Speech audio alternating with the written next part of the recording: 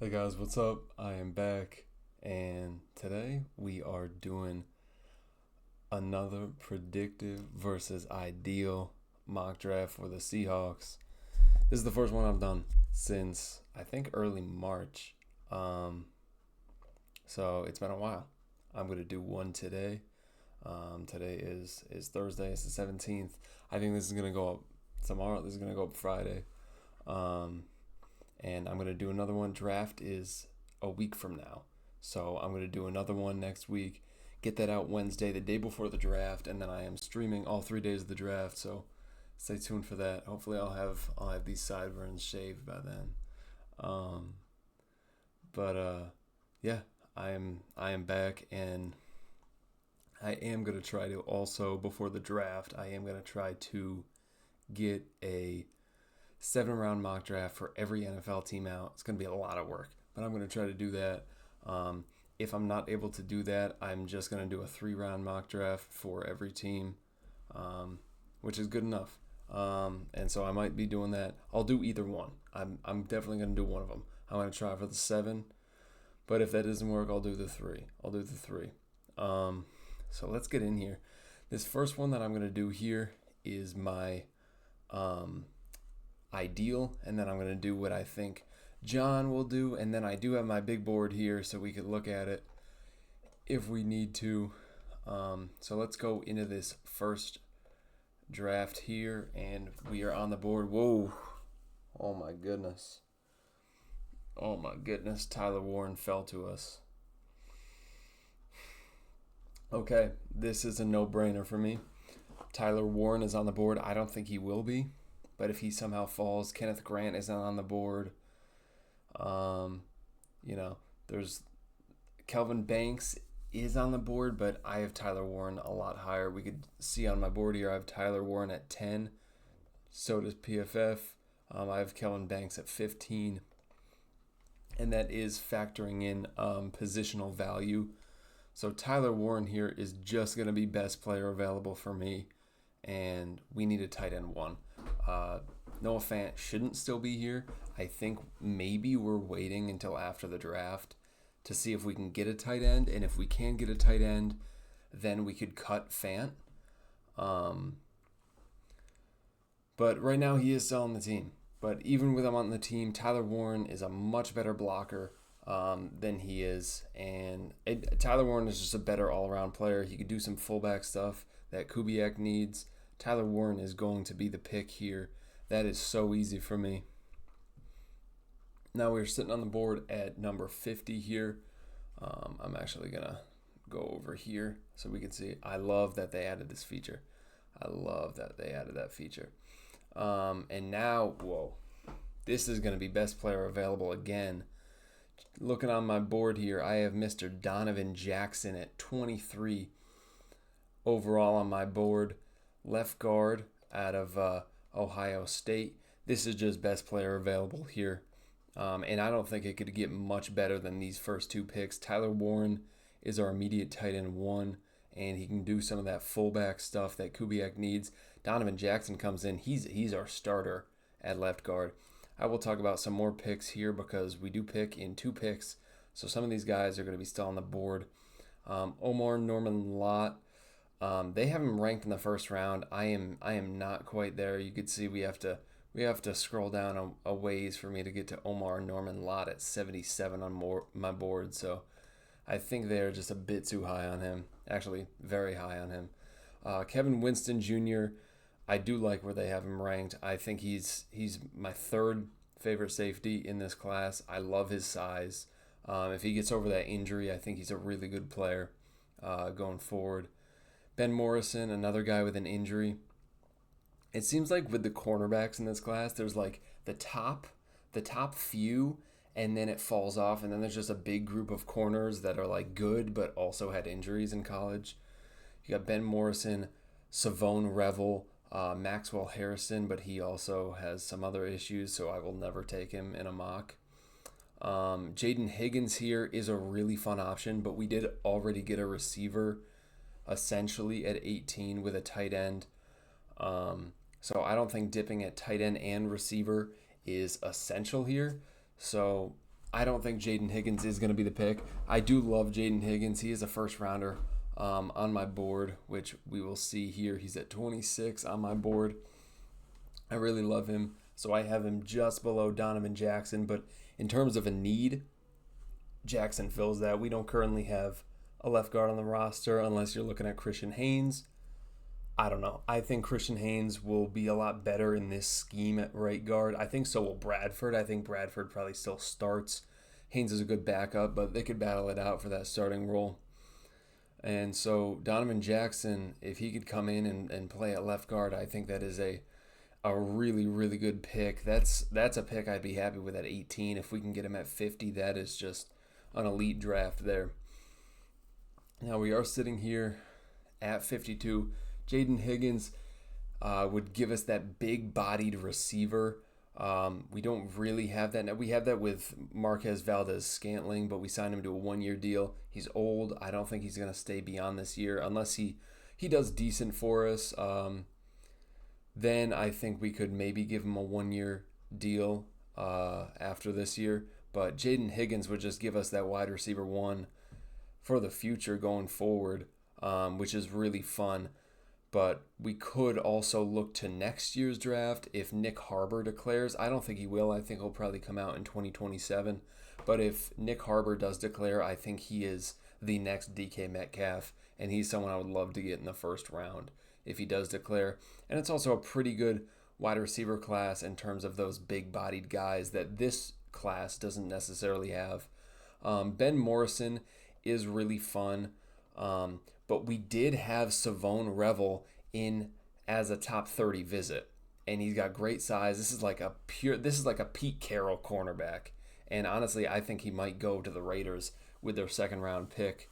So Savone Revel being here is really fun. I think I have Savone Revel relatively low. I have him at 64 on my board. I still have to move him up. After we did all our top 30 visits, we haven't done all of them yet, but every time we give a guy a top 30 visit, I will go through and look at his tape one more time just to see if there's something I missed. And I was looking at Savone Revel's tape a bit more, and I am going to bump him up a little bit. I think he should definitely be about 10 spots higher for me, but he is going to be on my board just right about where we pick here at 52. Some people have him early second. I'm not quite there with him. The injury was very serious, so it is hard for me to put him in the top 50. It is really hard for me to put him in the top 50 with that because he only had 1 year of production and then had a severe injury. But that 1 year in 2023, the tape doesn't lie. He was really, really good. I just wish he had that full season. But if he did have that full season, he might be a top 10 pick. So Savone Revel here is probably the best player. We could look around. JT Tuimoloau is a really fun, big-bodied edge, and he's actually someone I think could move around the defensive line. With his size, 6'5", 270, I think JT is someone that could be that big power edge and could learn a lot from DeMarcus Lawrence.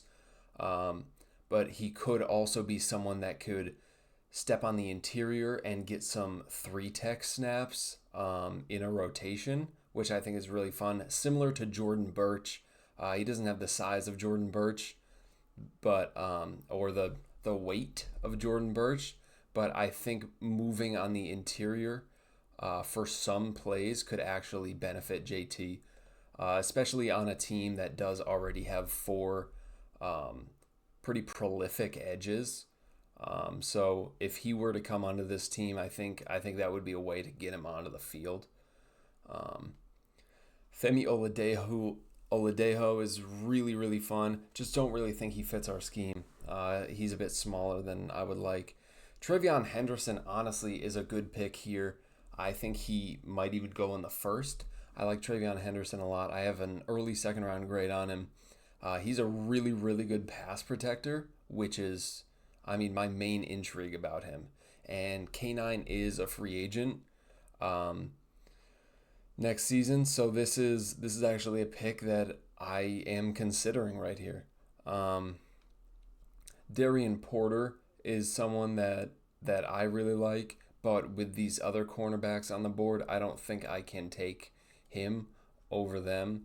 Um, I did have Darian Porter, and I think I still do. I do have Darian Porter. Where is he? I'm relatively high at 35.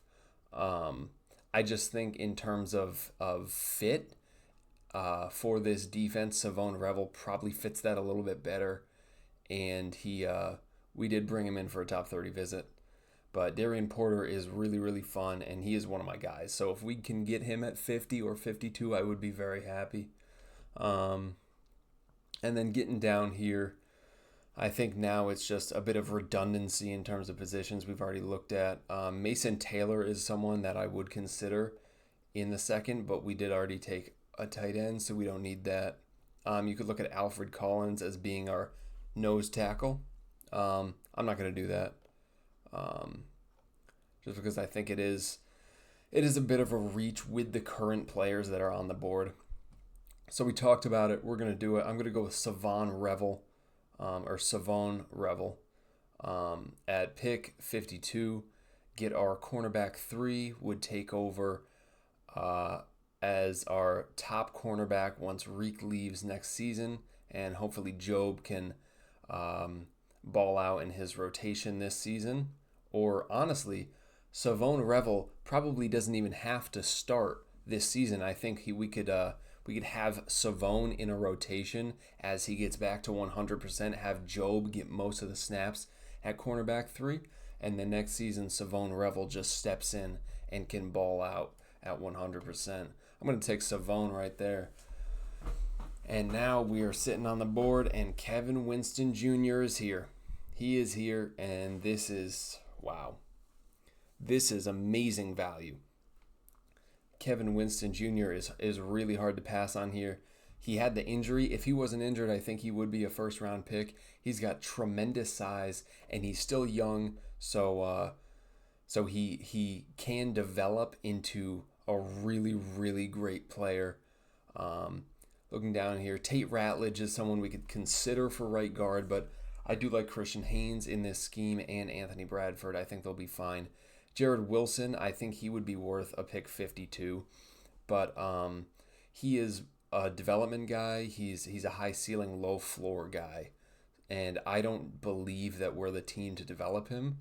I think looking at Jared Wilson, he won't be a year one starter, and I just don't think that's what we're looking for right now, and I don't believe in us to develop him. Jonah Savaiania will not be here. He should go in the early second, but we didn't have to look at him because Donovan Jackson was sitting right there on the board, and he is, in my opinion, a much better player than Jonah Savaiania, especially as a pure left guard. I think Jonah is probably better suited for right guard. Could move over to the left side. I think he could do both, but overall better suited for that right guard position. Lathan Ransom is fun. Not going to consider him with Kevin Winston on the board. Wyatt Milam is a good interior offensive line prospect that we could take just as depth for the interior. I think he could play backup left guard, backup center, could step into right guard if we needed. And he does have 32 and I think 1/4 inch arms. So at tackle probably isn't going to work for him. But if we do have an injury with Cross or Lucas, I think Milam could step in and he could be all right just as kind of an emergency option. So that is a good option there for us. Cameron Williams, I don't have him in my top 100. I think actually let's look at where he is. He's at 118 on my board. He is a major developmental prospect. I think he's going to need 2 to 3 years before he's able to start in the NFL. He had one season as a starter, and it was just all right.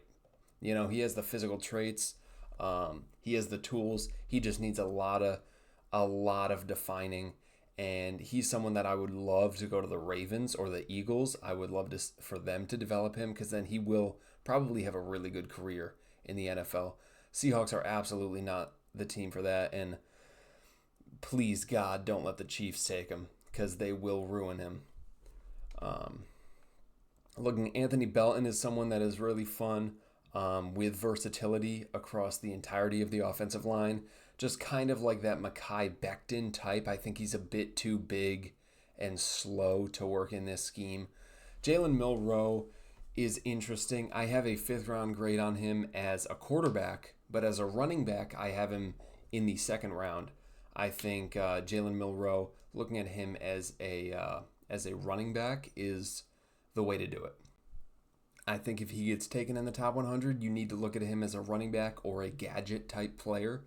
I don't think he should be a quarterback unless, necessary. I think the only situation in which he should be a quarterback is probably the Eagles, because he is somewhat similar to Jalen Hurts. I think and Jalen Hurts does get injured every single season, so if Jalen Milroe does go to the Eagles, he could step in for a few games a season as the backup, and they wouldn't have to drastically change their scheme around because Milroe can do that on the run stuff. He's better on the run than Jalen Hurts is, and he doesn't need to have the deep ball. He could just dink and dunk. So I think he would work with the Eagles. Not sure of anywhere else. So here I did talk about a few players, mainly because we have pick 92 here. But Kevin Winston is always going to be my choice here. Kobe Bryant is on the last year of his deal. We did just extend Julian Love, so that position is settled. But I think Kevin Winston could come in, and just like Savone, he's coming back from that injury. He doesn't necessarily have to play a lot of snaps year one. We could kind of bottle him up and have him in a rotation as the 3rd safety, or maybe not even that. And because we do have Kobe Bryant, but when Kobe Bryant leaves next year, he could step up, take on a bigger role. And really, I am looking to draft for the 2026 season, not the 2025 season. I don't think we should go for it here. I think my mentality for this team is to tank. Not tank. I'm never going to be a believer in tanking, but I am a believer in taking a step back so that we could take a couple steps forward. And signing Sam Darnold kind of throws a wrench in that plan. But hopefully we can still draft high enough to take a top QB next season. But I'm going to take Kevin Winston Jr. here. As you can see, I'm wearing my Seattle Supersonics hat here. Now, sitting on the board here, some players, whoops, I just almost kicked my entire desk over. So sitting on the board here, we talked about Wyatt Milam. Let me fix my monitor because I just bumped it. Wyatt Milam is a really fun option here. Charles Grant is another developmental prospect. I really do like Savion Jones. I do have him. Where do I have him? I thought I moved him up a little bit. Where do I have Savion Jones? How low is he? Oh my God, he's really low on my board. I thought I moved him up. I have him at 137. I do have to move him up. I was going to move him to maybe even the late 3rd. I really, really like Savion Jones. And, I don't think I'd take him at 92, but if he's there at 137, I'm pulling the trigger on that every single time. Jamari Caldwell, we do need a nose tackle. So this is a fun option. I think right now I'm divided between Jamari Caldwell, Wyatt Milam, and Kyle Williams. Kyle Williams is really, really fun. We didn't end up taking Jaden Higgins. Kyle Williams wouldn't give us that big body. He is a bit undersized, but I think he would be fine in that Tyler Lockett-esque role. And if Kyle Williams does reach his potential, he's really, really fun. I do have Kyle Williams here in the 3rd, right at pick 85 here. And you can see my comp. He reminds me a lot of Tyler Boyd, who is a really, really good wide receiver 3 in the NFL. And that's exactly what Kyle Williams would do for us. But looking at this draft, I think we could probably get Dante Thornton at 137, who does have a lower floor, but I think we could get someone at 137 or even 172 to fill a wide receiver 3/4 role. And like I said in reference to Jaden Higgins, next year's class is better for big-bodied receivers, and Kyle Williams is a bit undersized. I am really in between Wyatt Milam and Jamari Caldwell here. This is tough. Do we go with really addressing this interior offensive line and making sure that gets fixed and leave nose tackle in the hands of Byron Murphy, and that's going to completely stun his development? Or do we take Jamari Caldwell, hope that Donovan Jackson can hold down the fort? I think here I will go Jamari Caldwell because I do like the depth at the back end of this draft for interior offensive line. No one else is going to have the ceiling that Wyatt Milam has, but overall, Jamari Caldwell is just a really solid guy to plug in at nose tackle. And I'm not going to think too much about that. So now sitting here, Kyle Williams will not be here, so I'm not going to pretend that he is. If he is, I would pull the trigger on that easily. But look at that. Look who fell. Mr. Torrey Horton. I was talking about getting a wide receiver later on, and Torrey Horton is going to be the pick here. Torrey Horton, I have him one pick outside of the third round, but I really like Torrey Horton. I think he's really fun. He did have the injury last season, which a lot of guys with injuries in this class, it's unfortunate, but I think if he didn't have the injury, he would be a solidified top 64 prospect. He's just overall a really, really solid guy. And I don't think I have to think about this too much. We will look at some other prospects. Cameron Jackson is really fun as a nose tackle prospect. I would love to get him at 137 or 172. But we took Jamari Caldwell. We don't need to take anyone else at nose tackle. QB is just not an option for me, I don't think. We signed Drew Lock just a few days ago to a 2-year, $5 million deal, which is an absolute steal in my opinion. I think we're only paying him like $1.1 million the first season. And John Schneider just said in an interview today that he was willing to have 3 quarterbacks on the roster, and he wants to see Howell and Locke battle it out. Chase Lunt is someone that has a really high upside at right tackle, so I think he could be a potential successor to Abe Lucas, so that is definitely intriguing. Mitchell Evans, kind of a Will Dissly type, pure blocking tight end, not going to give you much more, but still that blocking tight end is really, really important, especially in a Kubiak scheme. So I talked about it. I don't have to think about it. Torrey Horton is my guy here at 137 if he's here. And we got a good wide receiver 3 or 4 going forward.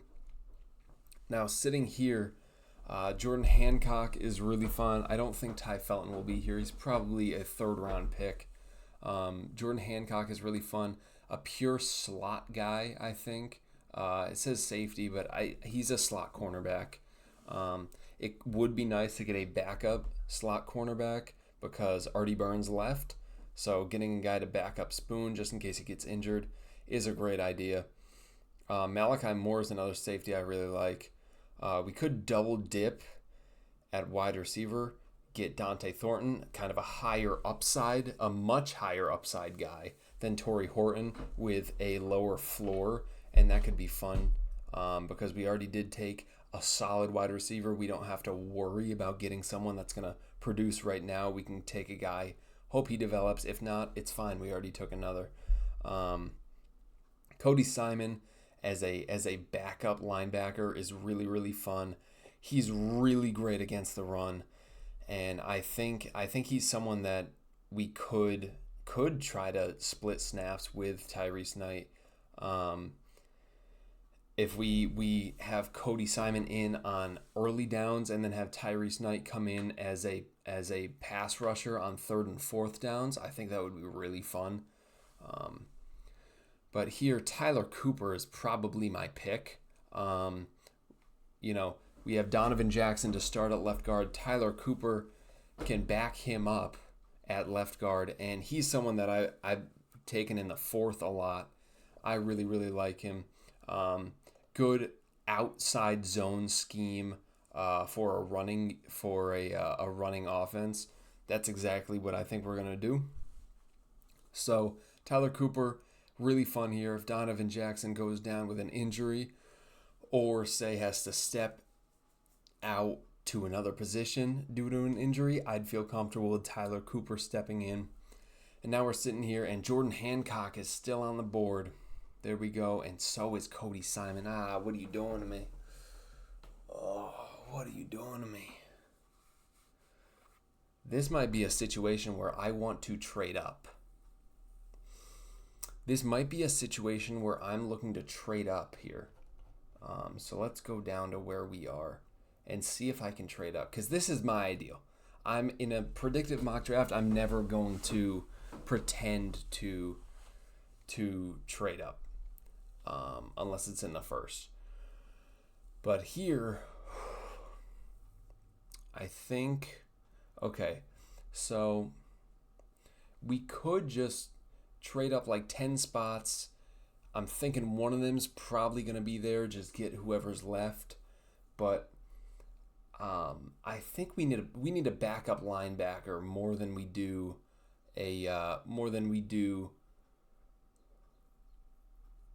Okay. We do need a backup linebacker more than a slot corner. So I'm thinking we take Cody Simon here probably, and then we could probably trade up. But looking, who would take Cody Simon? I think maybe the Bills could take him. Honestly, I don't know. This is tough here. Maybe let's see if we trade up. I don't want to trade up with the Browns. They have too many picks as is. If the Vikings were right here, that would be a perfect trade-up candidate because they have no picks at all. Let's look at... Titans only have 2 picks. They have 178 and they have 188. You know what? Maybe we trade with our old friend Pete Carroll. Oh, they have so many picks. Maybe we trade from 280 and give them they don't want a future 6. See, that seems a little uneven. So we'd give them a 5th and get a 7th back. That still doesn't seem. I still don't know if that's it's necessarily a fair trade. Let's talk with the Browns here. So they don't want their 6 back. Okay, so 2 7s and a 6 as a 76. Okay, so let's go with the Raiders. I think I don't want to give a pure 5th because, I mean, that's crazy that a pure 5th is lopsided, but a 5th and a 7th is not.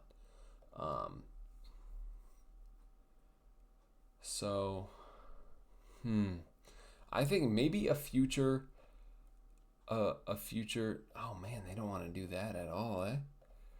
I'm struggling here to find a way. It's hard to do like late 5th and beyond trades in that area because there's not a lot of picks this year that you could trade still, and future picks kind of hold more value. I mean, both 6 could be an option. They don't want to give me a 7th, eh? I don't know. That's just tough. That's just really tough. I don't want to spend that future capital. I kind of want to be building future capital. So they won't accept both 7ths. Well, the Browns. No, they won't. So here, I think I'm kind of stuck. I think I might have to trade up a little bit later, maybe with the Ravens here, and hope that our guys are still no. All right. Well, I think we're stuck here. We tried.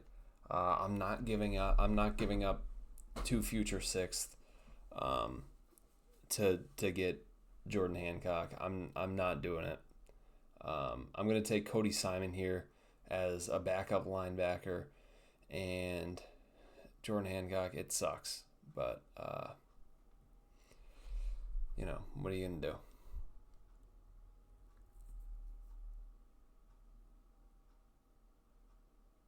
All right. So, did all that trade talk. He's sitting here on the board. Awesome. Don't have to talk about it. Don't have to talk about it at all. All that, and he was still on the board. We got ourselves a really good backup slot corner. And I think he's worth a 4th-round pick. So I think this is very unrealistic for him to be here. But that is awesome. So now looking at it, I think now we can kind of just go with a BPA.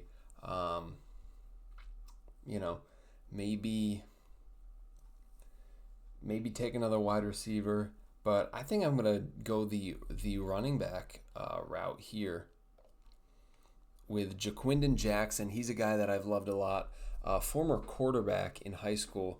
So I think he can do some of that wildcat stuff if we need him to, which we did get Tyler Warren, so we don't necessarily need that. But Jaquindon Jackson, he's really, really fast. Great straight line speed. And he would be a fun running back 4, potentially running back 3, if Walker leaves next season, which he probably will. So I'm going to go with Jaquindon Jackson here at 234. And that is going to be my ideal draft here. Tried to do a trade, didn't work out, but we still got the same player we wanted here. So I'm going to save this. They're complaining because I took the best pure left guard in this draft over a 3-tech, an undersized 3-tech. Crazy. Now we're going to go over to my predictive here, what I think John, Mike, Kubiak, the rest of the gang will do. Oh, here we go. Okay, we're sitting on the board. Will Johnson is on the board, and Kenneth Grant is on the board. Mike's scheme needs really good corners. He needs corners that can perform at a high level. Will Johnson, you can see it up here. He is my number 1 player in the class. Will Johnson is just my guy, and I think this team will view him as a top 5 player on their board, and if he's here, that they have to take him. I don't think there's any thought if he is on the board. Now we were sitting here. I don't think we'll take Princely. He's fun, but to me, he's just like 90% of what Boye Mafe is, so I don't see the point. JT Tuimalau, here is that big-bodied edge that I was talking about that I do think Mike would love for this system. You could look at offensive line, but I think we know John Schneider. I don't think he's going to reach on offensive line. If someone on his board is sitting right here in JT Tuimalau, I think this is great value at number 50. We get that big-bodied edge. He could learn a bit from DeMarcus Lawrence. And then next season, Boye Mafe is a free agent. We haven't extended him. Hopefully DeMarcus Lawrence balls out and he's still here. But Derek Hall has some serious issues in the run game that JT Tuimalau does not have. So we're going to take him here. And now sitting on the board at pick 52, where do we go here? I think Jalen Royals is fun. I don't think wide receiver is a position we're necessarily going to reach on, although we did it with D. Eskridge, so who knows? I think actually Mason Taylor is probably going to be my pick here. Clint Kubiak needs tight ends to make his system work. Mason Taylor is a really good receiver, and he is a solid blocker. He's a much better blocker than Colston Loveland. I think he provides a solid floor with a higher ceiling than Colston Loveland. Mason Taylor is really, really fun, and he's really young, so he still has some learning to do, which I love.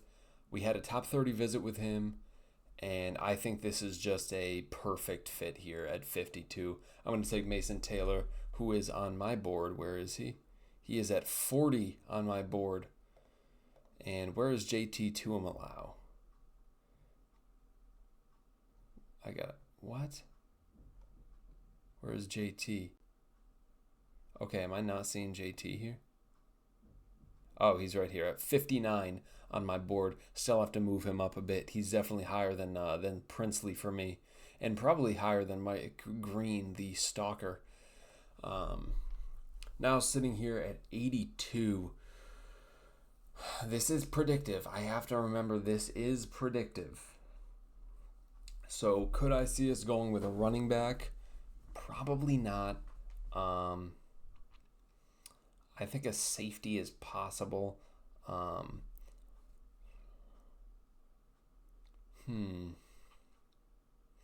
really, this team doesn't love to invest in secondary unless it's in day 3 or day 1 and we get an absolute steal.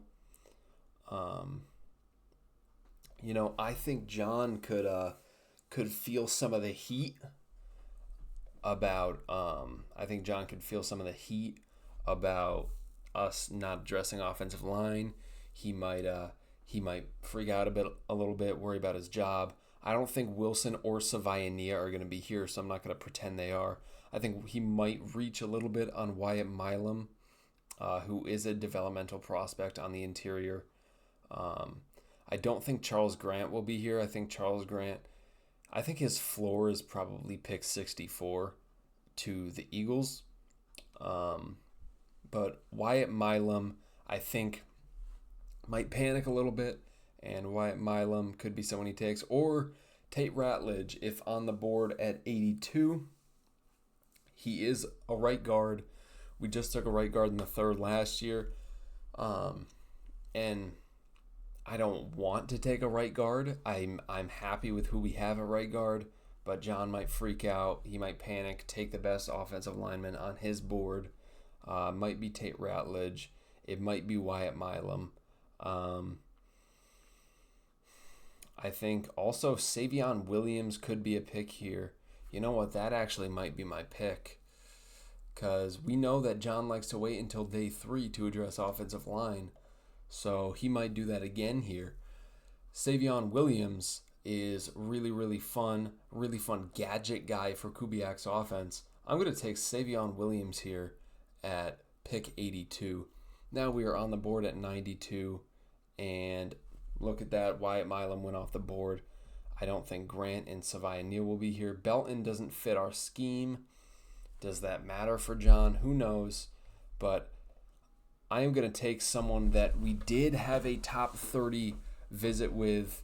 Although Dylan Fairchild is still here. Fairchild is a really good mover. They have him very low. I think Dylan Fairchild probably goes in the 3rd or early 4th, and I would be very happy with him at left guard for us. I was going to take Mr. Jackson Slater, who we had a top 30 visit with. He's really fun, really experienced, really good at athleticism. He is someone that I think could come in here and be an immediate starter for us.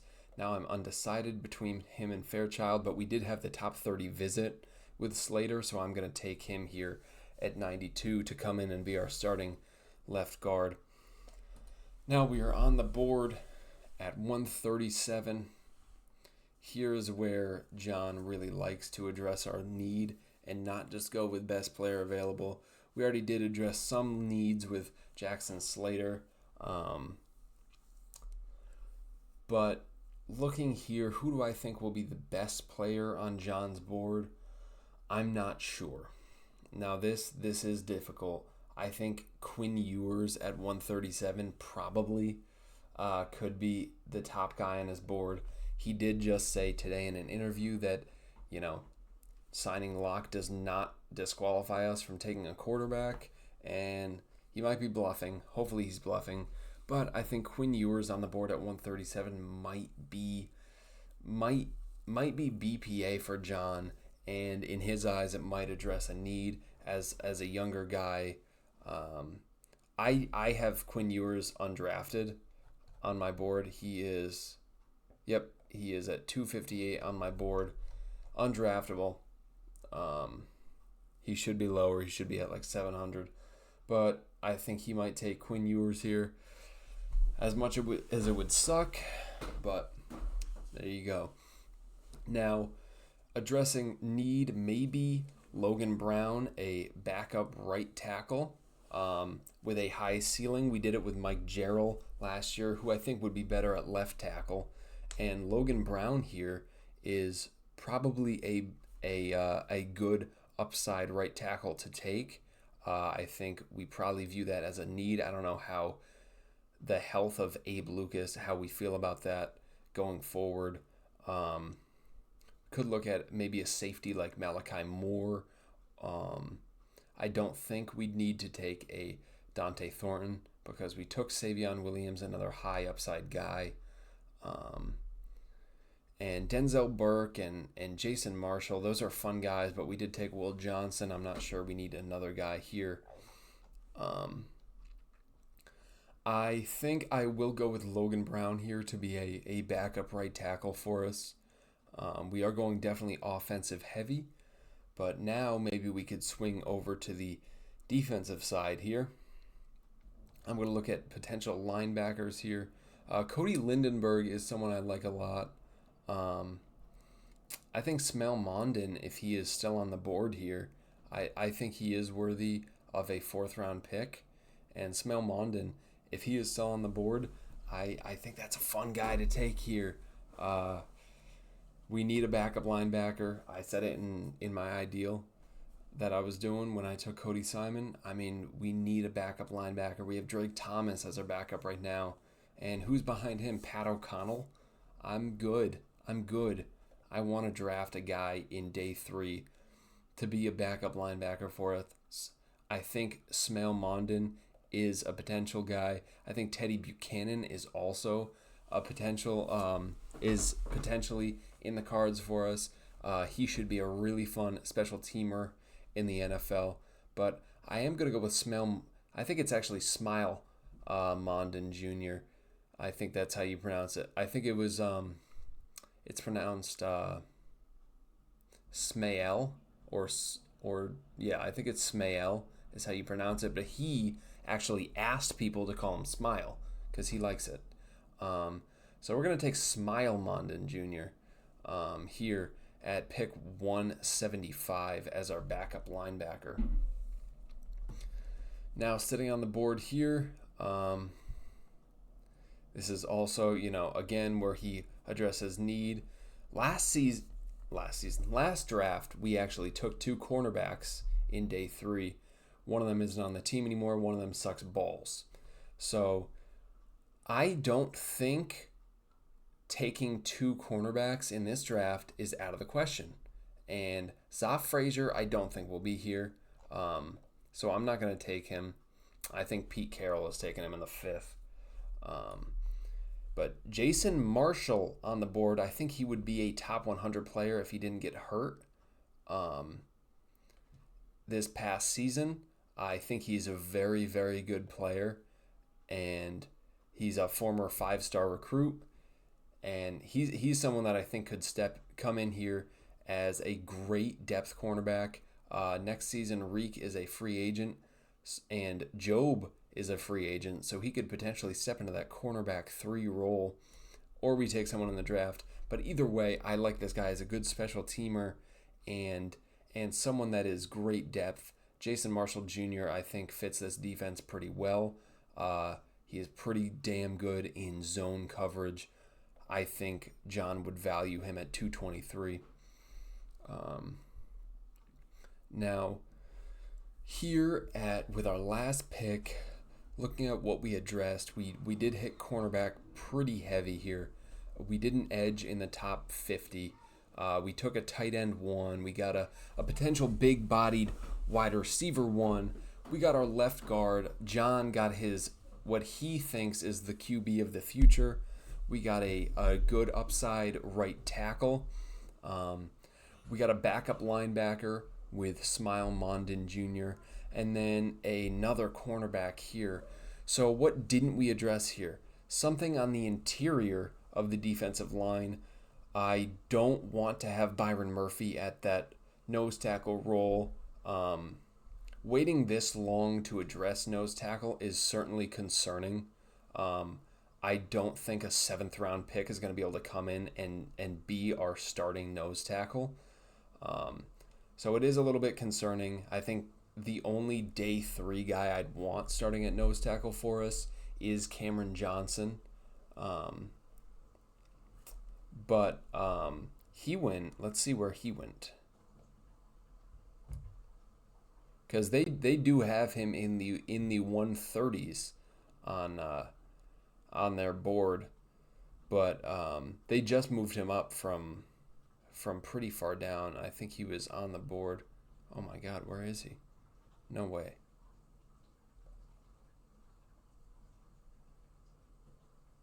Oh, Cameron Jackson. Did I say Cameron Johnson?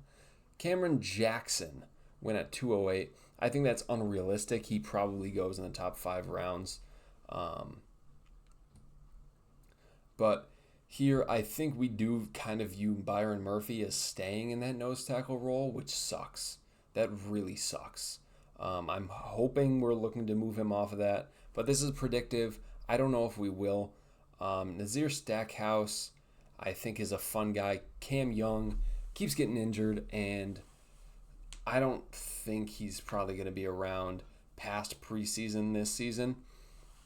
And even if he is, let's give him someone to battle with for that backup nose tackle role. Nazir Stackhouse is fun. Eric Gregory is fun too. Very nice big-bodied guy to just stand in there. Same with Jay Toya. Jay Toya is a beast. He is huge. But I think looking at what this team would want, Joe Evans is also a potential pick. Didn't really play in 2024 due to an injury, a season-ending injury. So Joe Evans is possible. I am going to go with Eric Gregory as this backup nose tackle here for this team. And now we can look at these drafts here side by side. Let's look at my ideal. We got Tyler Warren to play tight end 1 for us. Do some fullback stuff, maybe some wildcat stuff for Kubiak's scheme. We got Donovan Jackson as our starting left guard. Savone Revel as our cornerback 1 of the future. We could kind of shelve him for the 2025 season. Have Joe be our cornerback 3. Maybe Revel split some snaps, and then he could really step into action in 2026. Same with Kevin Winston Jr. in terms of shelving him for this upcoming season. Have him splitting snaps with Kobe or just kind of in a rotational role, and then he really can come to life in that 2026 season.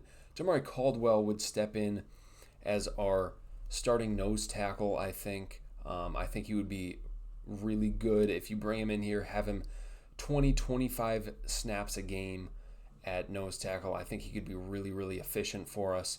Torrey Horton, a solid wide receiver 3/4, would definitely take over that wide receiver 3 role once Marquez Valdez-Scantling left next offseason.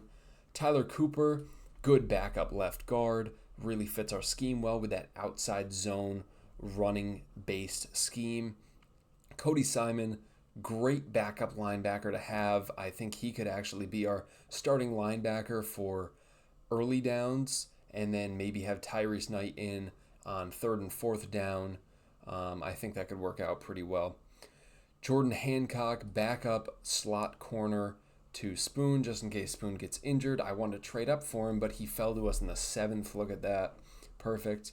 Jaquindon Jackson, former quarterback coming out of high school. Really, really fast guy. I would love him as a running back 4, potentially running back 3. We'll see if he beats out Kenny McIntosh. So this is my ideal here. Overall, we didn't really address any offensive line outside of the left guard position. I'm fine with that.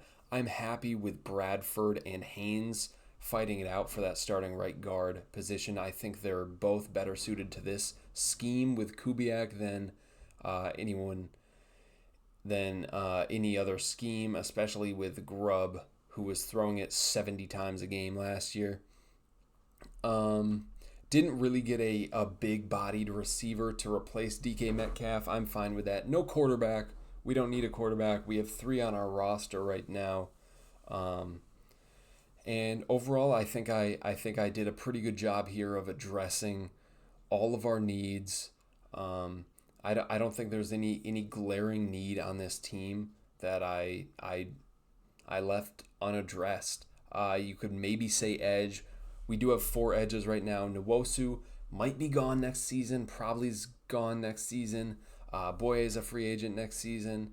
We'll see if DeMarcus Lawrence is good enough to keep for next season. And Derek Hall does have serious issues against the run. So I guess edge is probably the position of most need that I didn't address here.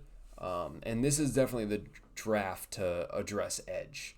So it does kind of suck missing out on edge in such a stacked draft class, but not taking an edge in such a heavy edge class allowed us to wind up with some really good players down the board. And I think next year's draft, we could probably take 1 or 2 edges and be fine. Now here with my predictive, we get Will Johnson, would immediately step into that cornerback 1 role. Would love to relegate Reek Woolen to our cornerback 3 role. I think that's fine. JT Tuimalau as our big-bodied edge, learning from DeMarcus Lawrence, and Derek Hall. Honestly, in this scenario, Derek Hall might be gone next season, or he might be relegated to. He would probably be relegated to the edge 4 or 5 role on this team. Mason Taylor comes in as our tight end 1. Really good receiver, solid blocker, overall better player than Noah Fant. Savion Williams probably wouldn't start year 1. Developmental guy. He's got the athleticism and the tools, but a gadget guy that could be fun in this system. Similar to the guy that they used in New Orleans, who I am blanking on right now. Man, who is that guy? That's too bad. But we get Jackson Slater to be our starting left guard at pick 92. We got Quinn Ewers as a backup QB of the future in John's mind. I don't see it. I don't like him. Logan Brown to be our backup right tackle with good upside. Maybe move Mike Jarrell or Jarrell, however you pronounce it, to backup left tackle. I think he has more upside at that position. Smile Mondon Jr., backup linebacker, really good value at 175 here, despite what PFF thinks. Jason Marshall Jr., a guy coming off an injury that would be going higher if not for that injury. Really good value here just to get a depth cornerback. And we do have 2 cornerbacks that are free agents next season. So he is a good depth guy to have on this team right now, learning the scheme in case he has to step into a starting role next season. Eric Gregory, backup nose tackle, because I do think this team is probably going to keep Byron Murphy at the nose, unfortunately. But that is going to do it for this video, my predictive versus ideal mock draft. Hope you guys all enjoyed, and I will see you guys in the next video. Later.